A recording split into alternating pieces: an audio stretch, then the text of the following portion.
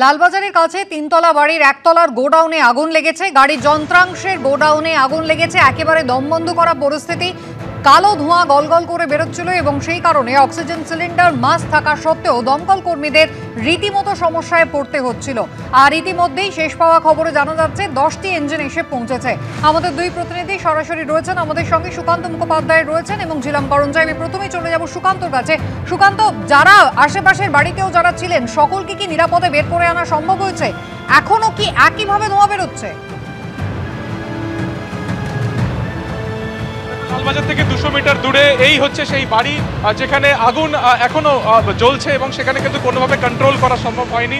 আশপাশে যে সমস্ত বিল্ডিং রয়েছে, মূলত এইটাই কিন্তু অফিস পাড়া, ফলত আশপাশে যতগুলো বাড়ি রয়েছে হয় অফিস নালে দোকান, প্রত্যেকটা বাড়ি খালি করে দেওয়া হয়েছে, বিদ্যুৎ বিচ্ছিন্ন করে দেওয়া হয়েছে এবং প্রায় 2.5 ঘন্টারও বেশি সময় অতিক্রান্ত হয়ে গেছে। আগুন কোনোভাবে কিন্তু কন্ট্রোলে আনা সম্ভব হয়নি।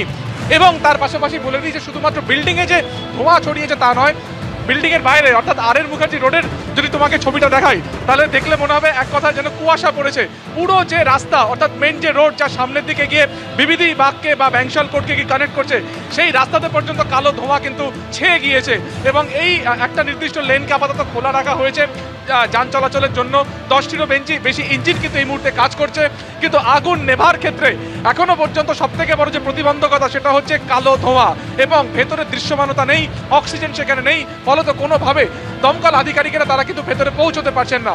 আমরা দেখতে পাচ্ছি কাঠের একটা লগাতে লোহার মাধ্যমে একটা কিছু বার করার তারা চেষ্টা করছেন। কেন আগুন নিয়ন্ত্রণে আনা সম্ভব হচ্ছে না, দমকল আধিকারিকেরা যেটা স্পষ্টত বলছেন, এই যে গ্রাউন্ড ফ্লোর সেখানে প্রচুর পরিমাণে প্লাস্টিক মজুদ রয়েছে। কি ধরনের প্লাস্টিক? মূলত বিভিন্ন গাড়ির যে বাম্পার হয়, প্লাস্টিকের বাম্পার যন্ত্রাংশ হয়, সেগুলো কিন্তু ব্যাপক পরিমাণে সেখানে মজুদ হয়ে রয়েছে। ফলত আগুন তার নিচের পোর্শনে লেগেছে, কোনোভাবে সেই নিচের যে আগুনের যে ফ্লেম রয়েছে তত পর্যন্ত কিন্তু জল পৌঁছানো সম্ভব হচ্ছে না। জলের যে জল যেটা রয়েছে সেটা প্লাস্টিকের সেই আস্তরণ পর্যন্ত গিয়ে পৌঁছচ্ছে এবং দেখা যাচ্ছে তার ফলে কিন্তু আগুনের নির্দিষ্ট যে সোর্স পয়েন্ট সেখানে দমকল আধিকারিকেরা পৌঁছতে পারছেন না।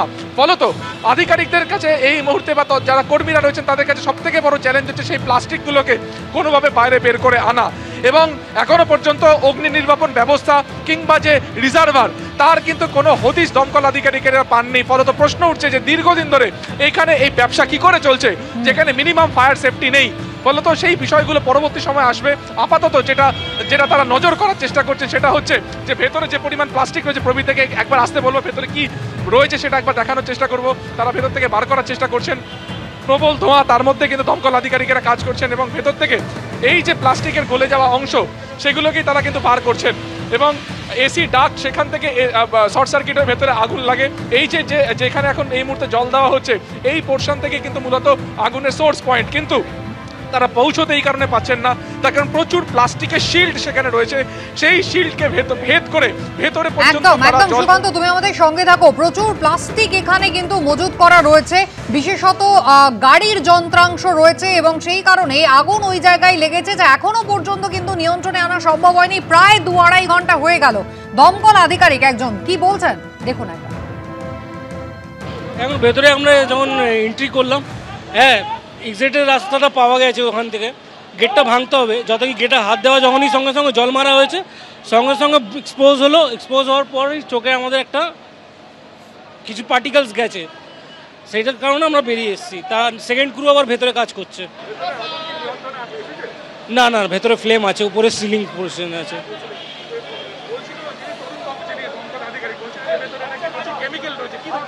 এটা বলতে পারবো না, ভেতরে যতক্ষণ মানে ইন্টার না করতে পারছি ততক্ষণ বলতে পারছি না। প্রায় 2-2.5 ঘন্টা হয়ে গিয়েছে, দমকলের 10টি ইঞ্জিন একযোগে কাজ করছে, কিন্তু এখনো পর্যন্ত আগুন নিয়ন্ত্রণে আনা সম্ভব হচ্ছে না। ঝিলাম করঞ্জাইয়ের সঙ্গে আমি কথা বলবো। ঝিলাম, জায়গাটা যেটা দেখা যাচ্ছে, আমরা জানি আর.এন. মুখার্জি রোড মানে একেবারে লালবাজারের খুব কাছে, অত্যন্ত ব্যস্ত এলাকা, ঘিঞ্জি এলাকা, অফিস পাড়া, আশেপাশে প্রচুর বড় বড় বিল্ডিং রয়েছে। তার মধ্যে গাড়ির যন্ত্রাংশ, মূলত যে বাম্পার প্লাস্টিকের তৈরি জিনিস, এইভাবে মজুত করা ছিল। নিয়ম কানুন কিছু কি আদৌ মানা হয়েছিল? এখনকার অবস্থাটা যদি একবার দেখাও ঝিলাম। একদমই সেই প্রশ্ন তো বারবার উঠছে এবং যে দৃশ্যটা বারবার দেখাচ্ছি তোমাকে দেখাবো, ডিজাস্টার ম্যানেজমেন্ট গ্রুপের যারা কর্মী তারা এসছেন, গ্যাস কাটার দিয়ে গেট খুলে ভেতরে ঢোকার চেষ্টা করা হচ্ছে। দমকলের সঙ্গে এখন হাত মিলিয়েছে ডিজাস্টার ম্যানেজমেন্ট, এখানে সিভিল ডিফেন্স তারাও এসছে এবং তারা এই যে দেখতে পাচ্ছ quick response team West Bengal civil defence তারাও এসছেন। তারা এবার এই যে গ্যাস কাটার দিয়ে তারা এই জায়গায় দরজা কেটে ভেতরে ঢোকার চেষ্টা করছে, কারণ ভেতরে না ঢুকতে পারলে এই যে আগুন কোথায় লেগেছে সেইটার উৎসস্থল পৌঁছতে হবে। সেই উৎসস্থলে পৌঁছানোর জন্য দেখতে পাচ্ছ গ্যাস কাটার দিয়ে এখানে কাটার চেষ্টা করা হচ্ছে, এই যে জানলা কেটে ভেতরে যাওয়ার। এবং এই যে ধোঁয়া, এই ধোঁয়াতে একদিকে যেমন শ্বাসকষ্ট হচ্ছে, অন্যদিকে প্রচণ্ড চোখে জ্বালা হচ্ছে। যারা আছেন এখানে তাদের প্রত্যেকে চোখ জ্বালা করছে। এই পাঞ্জেন্ট স্মেল, একদিকে না শ্বাস প্রশ্বাসে কষ্ট হচ্ছে, অন্যদিকে যেটা হচ্ছে যে চোখের অসুবিধা হচ্ছে। এর মধ্যে দিয়েই কাজ করতে হচ্ছে দমকল কর্মীদের। এই মুহূর্তে ওয়েস্ট বেঙ্গল সিভিল ডিফেন্সের যারা কুইক রেসপন্স টিম তারা সেই যে কাজ করছে, জানলা কাটার চেষ্টা করছে। জানলার যে শিক সেটা কেটে ভেতরে গিয়ে আগুনের যে উৎসস্থল সেইখানে পৌঁছানোর চেষ্টা করবেন দমকল। এতক্ষণ অবধি পরিস্থিতি এতটাই প্রতিকূল ছিল যে এই কাজটাও করতে পারছিলেন না কুইক রেসপন্স টিমের সিভিল ডিফেন্সের যারা কর্মী রয়েছেন তারা। এবং কিছুক্ষণ আগেও তারা এসেছিলেন এবং তারা প্রতিকূল পরিস্থিতি দেখে এগোননি। এই মুহূর্তে ভেতরে যে আগুন এবং ধোঁয়া সেইটা কিছুটা নিয়ন্ত্রণ হলেও দফায় দফায় বাড়ছে এবং একদম ভেতরে না ঢুকতে পারলে ভেতরে কি পরিস্থিতি সেটা বোঝা যাচ্ছে না। সেই কারণে সিভিল ডিফেন্সের কর্মীরা হাত লাগিয়েছেন। এবং এইখানে দেখতে পাচ্ছ ঘিঞ্জি এলাকা এবং আশপাশে যে বিল্ডিংগুলো রয়েছে সেই বিল্ডিংয়ে আগুন যাতে ছড়িয়ে না পড়ে সেটার একটা উদ্বেগ তো অবশ্যই রয়েছে।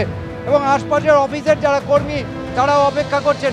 ফের বারবার চেষ্টা করা হচ্ছে গ্যাস কাটার দিয়ে এই যে দেখতে পাচ্ছ জানলার লোহার শিকগুলো কেটে ভেতরে যাওয়ার জন্যে, এবং সেই প্রয়াসে তারা কতটা সফল হওয়ার এখন সেটাই দেখার। এর আগেও এক দফা তারা চেষ্টা করেছিলেন, সফল হননি।